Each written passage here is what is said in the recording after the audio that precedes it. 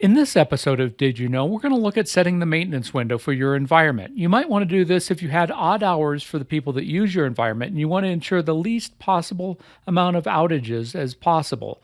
Now, Microsoft strives to make sure updates don't cause downtime, but we all know you can't be perfect. So let's look at how to set the maintenance window. We'll go to Settings, and down here under Updates, we'll see the maintenance window setting option available. Now, this only shows on a production environment. It won't show on sandbox or trials or developer environments. When you click on this, it'll let you set a maintenance time.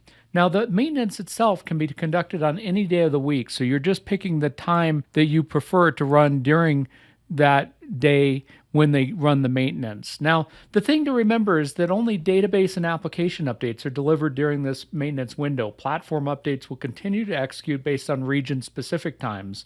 And there's no downtime or degradation during the maintenance window. This is just a precaution so your users don't see maybe a new feature show up in the application while they're in the middle of working on it. So that's how to set the maintenance window. You just simply click the Save button and you've put in your request.